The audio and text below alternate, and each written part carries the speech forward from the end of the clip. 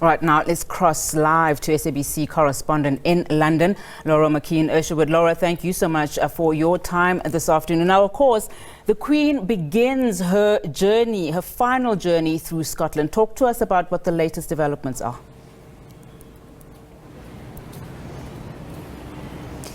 Yeah, well, her coffin was loaded onto a hearse this morning, leaving Balmoral Castle, carried onto that vehicle by some of her groundskeepers at the estate there, before it left on its slow journey towards Edinburgh.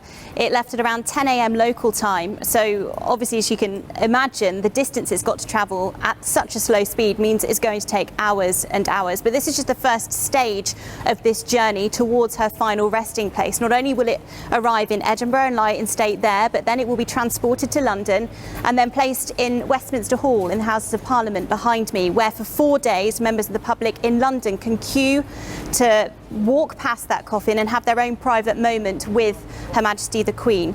Now, that will take place for 4 days. All the while, there will be rehearsals going on for the final funeral day, which is going to take place at Westminster Abbey, which is just behind the Houses of Parliament.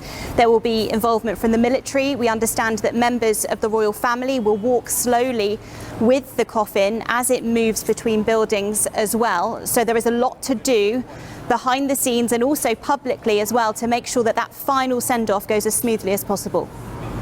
Now, talk to us about what the role of the royal family is currently, as the various events are taking place. I mean, just recently we saw, of course, the royal family, coming together in unison. It was very good to see, some of the family members just looking at some of, the tributes that ordinary citizens have been, bestowing the Queen, and just talk to us about what they are doing currently, where they'll be seen, during this time.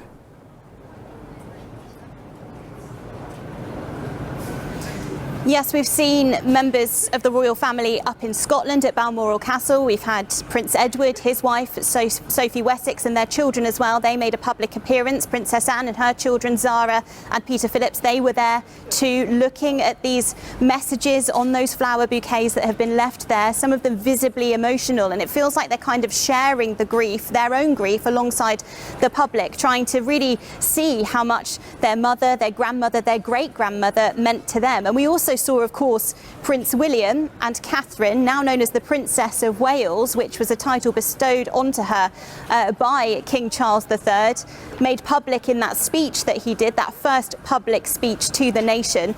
And they were alongside Prince Harry and Meghan, who, of course, have been the subject of a number of headlines recently because of the potential or rumoured split within that family. But it seems like they've come together now in Windsor to see the flowers, the messages of condolence that have been left for Her Majesty the Queen, and that really will be a symbol of that unity, as you say, that unison within the family and the sharing of that grief, trying to show the public how much the Queen meant to them, but also, of course, share with the public what they thought too, hearing those messages from families and those that have been touched by her life. Now, we know, of course, the King has already met with the Prime Minister, and he's also been, met with the Commonwealth Secretary General. Just talk to us about, in terms of just the next few days, what are some of the key focus areas that he will be focusing on?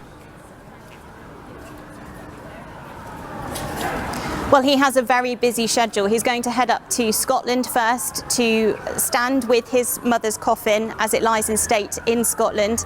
He's then got another tour booked for the rest of the country, the different nations within the United Kingdom, both Northern Ireland. He's heading to Belfast, then Wales. He's going to go to the capital, Cardiff. He'll also be at Buckingham Palace to receive his mother's coffin when it is moved finally to London, where members of the royal family are expected to spend a little bit of their own personal time quietly behind the scenes in the ballroom of Buckingham Palace. And then as that coffin is then moved towards Westminster Hall and then onward to Westminster Abbey, we do understand that while the body is lying in state, there will be some members of the royal family, senior members at least, that will stand vigil there. That is expected. And they will also walk as well behind the coffin as it journeys towards its final resting place. And the final sort of element to all of this will be when the Queen is finally moved to Windsor Castle, and there she will be laid to rest, interred at the chapel at Windsor Castle, St George's Chapel, and she will finally be placed there. That is where she will remain, and the coffin of her husband, the late Duke of Edinburgh, will be placed alongside her as well, so they will be then joined together finally there. All right, Laura, thank you so much for that update. Really do appreciate it. Laura Makin-Isherwood, there's SABC's correspondent, coming to us live there from London.